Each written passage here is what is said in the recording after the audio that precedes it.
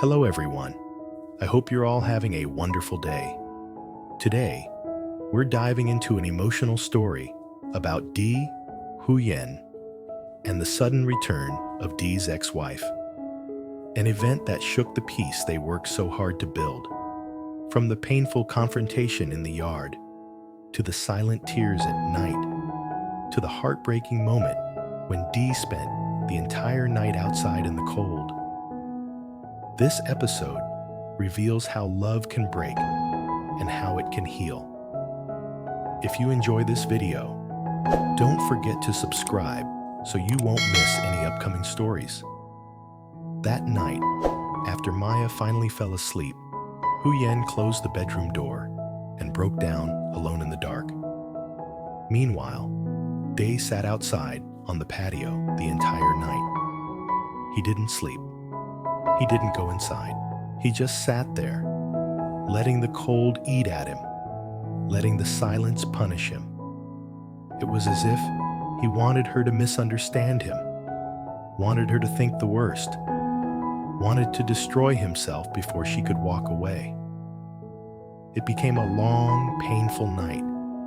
Two hearts hurting in the same house, but separated by fear and old wounds.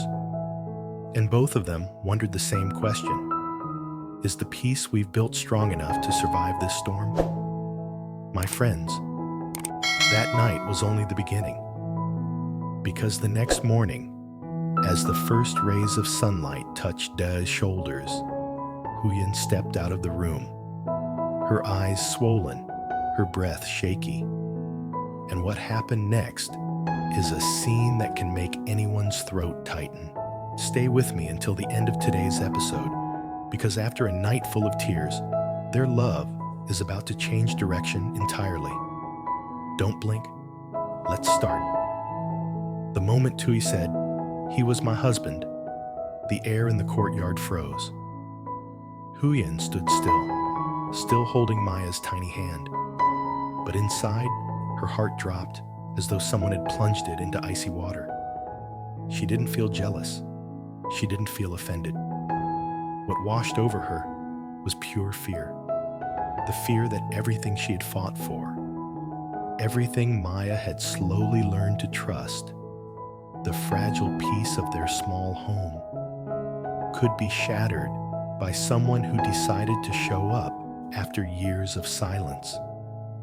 Huyen inhaled deeply, struggling to steady her voice. "If you want to talk, I can wait inside. You too." But before she could finish, Diep squeezed her hand so tightly she flinched. "No," he said firmly, his voice low and steady. "Stay here.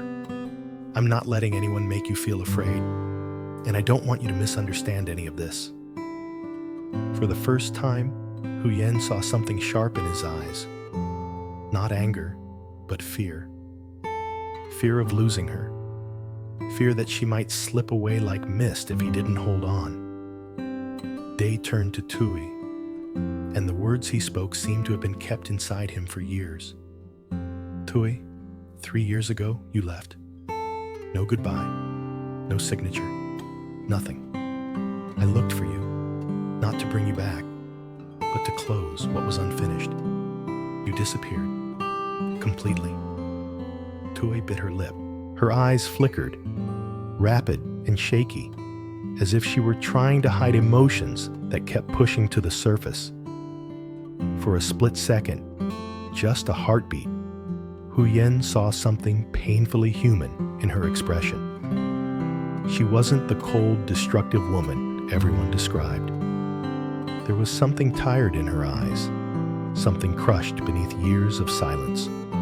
Diep continued, voice deeper now, more certain. "I owe you an apology for my mistakes in the past, but I don't owe you the future. My future is no longer with you." That sentence hit Tieu like a sudden blow. Her fingers tightened around the strap of her bag, knuckles whitening. Her eyes trembled, not enough for anyone else to notice, but enough for Huyen to see. Then Tieu's gaze flicked toward the bamboo fence. Behind it stood Mrs. Lan, watching everything, her stare razor sharp. Whatever softness Tieu had felt vanished instantly. That look from Mrs. Lan said everything. Don't waver. Don't forget why you came. Tieu swallowed hard, lifted her chin, and asked coldly, "So answer me. Have you divorced me yet?" It was the exact question Mrs. Lan wanted her to ask. Dee clenched the handlebars of his motorcycle so hard the metal creaked. "You know I haven't. You left before signing anything." "So legally," Tieu replied instantly, eyes fixed on Huyen. "I'm still your wife." Huyen's breath hitched. Her face softened, then tightened.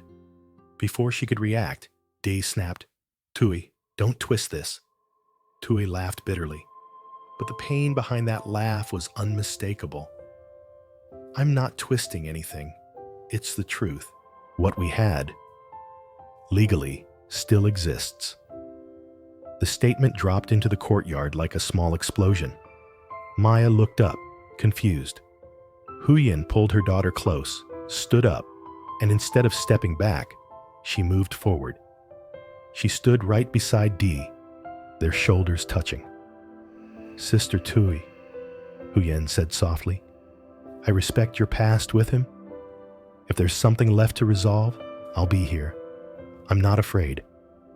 Dee turned toward her, eyes softening in disbelief. He whispered, voice cracking, "I don't want you to carry any of this. None of it is your fault." Huyen shook her head with a tired smile. "If you can face this, then so can I." Her voice wasn't loud, but it was steady, strong, honest, and that stunned Tieu. She hadn't expected Huyen to be this calm, this brave, this genuine, because Huyen didn't attack her. She didn't blame her. She didn't cling to Dee in fear.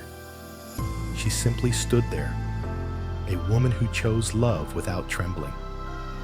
And for a brief second, Tieu saw clearly that Huyen truly deserved the peace she herself had lost years ago. But that fragile moment shattered once Mrs. Lan's cold stare sliced through the bamboo leaves like a blade. Tieu straightened, clutching her bag. "Dee," she said stiffly, "I need clarity. What are we doing about the divorce papers?" Dee closed his eyes for a moment. When he opened them, the decision was already made. "I'll take you to the office tomorrow morning. We'll sign." The words hit Tieu with a force she wasn't prepared for. She trembled, whether from shock, relief, or heartbreak. No one could tell. As she turned to leave, the bag in her hand slipped open. A stack of papers spilled to the ground. On the top page, in large typed letters, "Divorce petition, draft not submitted." Huyen froze. Her hands trembled as she bent down to gather the papers. She didn't speak. She didn't look at anyone. She simply held the papers to her chest and walked out of the yard. The last light of the setting sun fell behind her, stretching her shadow long across the ground. A shadow full of guilt, regret, and decisions she could no longer undo. Dee wanted to follow, not to stop her, but the words, "You deserved better," burned in his throat, begging to be spoken. But Huyen gently placed her hand on his arm. "Let her go," she whispered. Her smile was faint, but her voice tender. "Someone who comes back like that isn't here to fight. She's here to let go." The wind rustled the clothes hanging nearby. Behind the bamboo fence, Mrs. Lan stiffened, realizing her carefully crafted plan was beginning to unravel. Her eyes flashed with anger, before turning into calculation once again. Outside the gate, Tieu paused.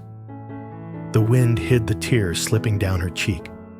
Something in her eyes broke. Her heart wasn't as hardened as Mrs. Lan wanted it to be, but life had already pushed her too far past the point of return. And when the bamboo gate finally closed behind her, the peace in Huyen and Day's home shattered. Like a stone dropped into still water, ripples formed, widening, spreading, unstoppable. Because behind Tieu and behind Mrs. Land's cold smile, a real storm was beginning to brew. The wind rustled through the bamboo, the clothesline swayed gently, and behind the fence, Mrs. Land stood frozen. Her plans, weeks of planning, rehearsing, pushing, were starting to slip through her fingers. Her expression flickered with anger, then melted into something colder. Calculation, new schemes, new dangers. Outside the bamboo gate, Tieu paused. Just for a second. She turned her face away so the wind could hide the tear falling down her cheek. Something in her eyes cracked. Something human. Something she had tried to bury. Her heart wasn't as cruel as the plan Mrs. Land wanted her to follow. But life had pushed her into a corner, a place where softness was a luxury she could no longer afford. That afternoon, when the gate finally closed, the peace in Huyen and Day's home was no longer the same. It was as if someone had thrown a rock into a calm pond, waves rippling, spreading, disrupting everything they thought was steady. The rest of the day moved slowly, heavy like a damp breeze. Huyen cleared the dinner table, going through her motions like a machine. She didn't forget to smile at Maya, didn't forget to wipe the rice from her lips, didn't forget to tuck her into bed. But every gesture was slower, softer, weighted down. Dee followed her from a distance, silent, like a shadow that didn't know how to speak. He wanted to say something, anything. He wanted to reach out, to wrap his arms around her, to ask her not to bottle her pain alone. But every time he opened his mouth, nothing came out. His throat felt full of stones. When Maya drifted off to sleep, Huyen walked out to the living room. Day was sitting at the table, pretending to look at his account book. But he wasn't flipping pages. He wasn't reading. He was just staring. "I'm going to sleep," Huyen said softly, not looking at him. Day stood up immediately, as if an invisible thread pulled him. "Huyen." She shook her head with a thin, fragile smile. "Day, please. I'm tired. Let's talk tomorrow." She slipped into her room and closed the door gently. But the moment the lock clicked, her eyes brimmed with tears. She sat on the edge of the bed, hands covering her face, shoulders quivering. She didn't cry from jealousy.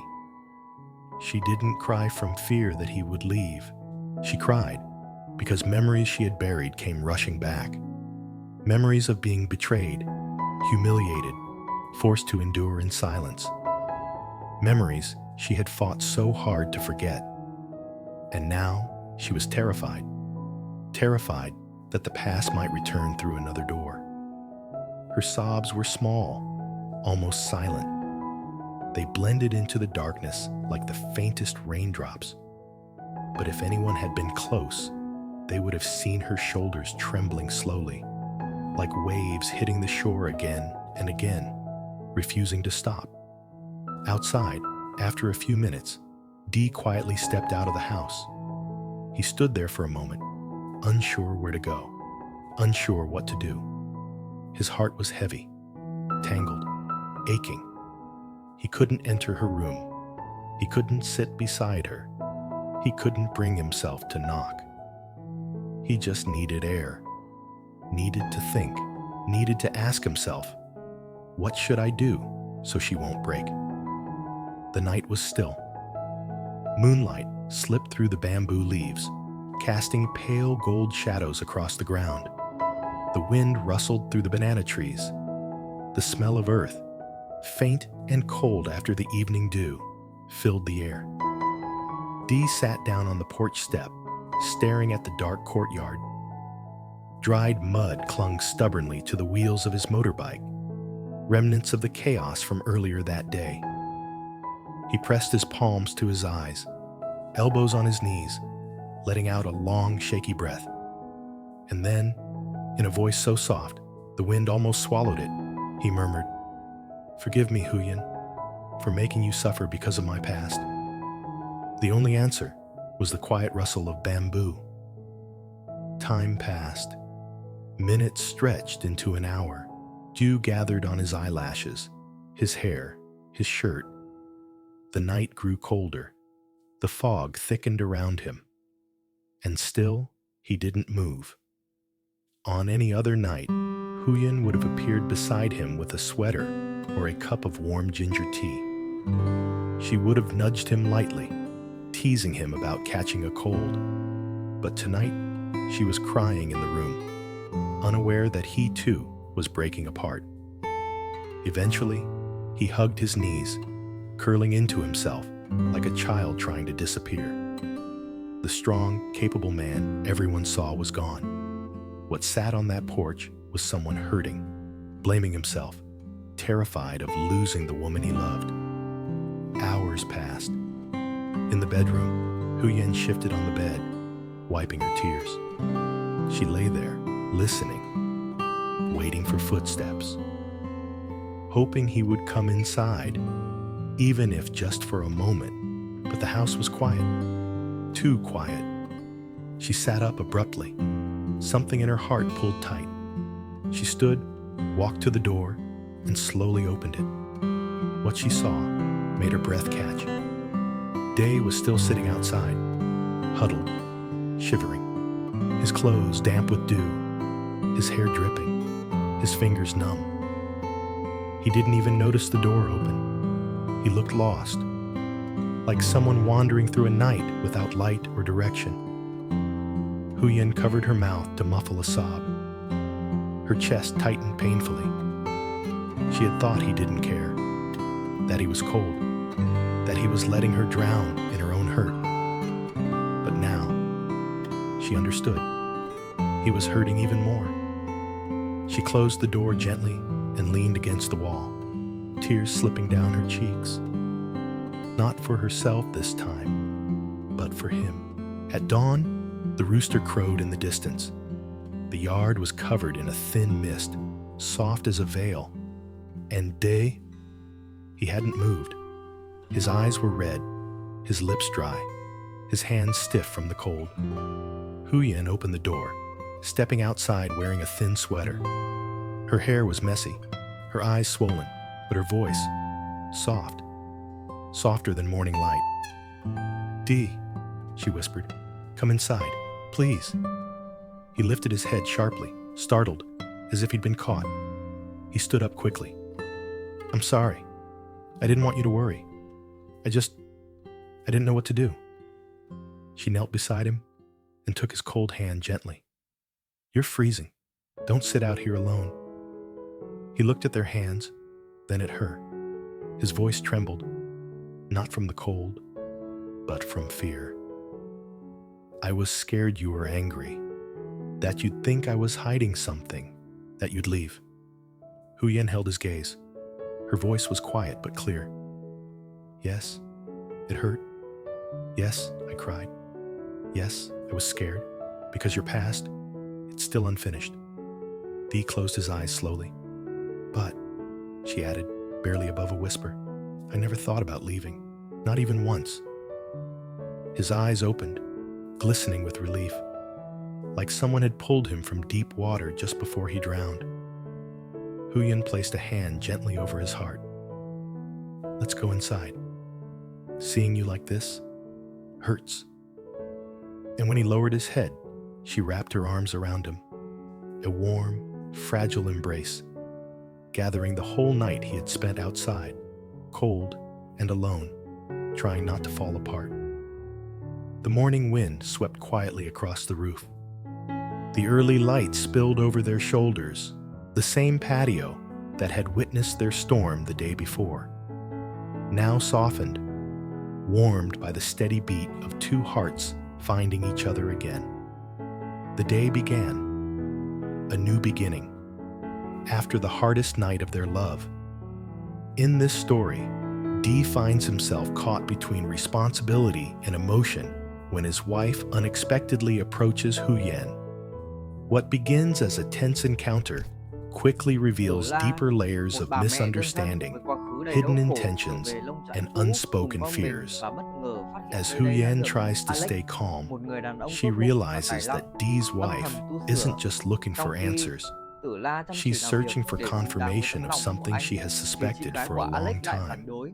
Meanwhile, Diep rushes to be by Huyen's side the moment she says, "My stomach hurts," only to arrive and witness something none of them could have predicted. The fields, the fading sunlight, and the heavy silence between them become the backdrop for a moment that could change everything. But just when the truth seems within reach, a new twist emerges, one that raises even more questions. What happens next may completely shift their relationships forever.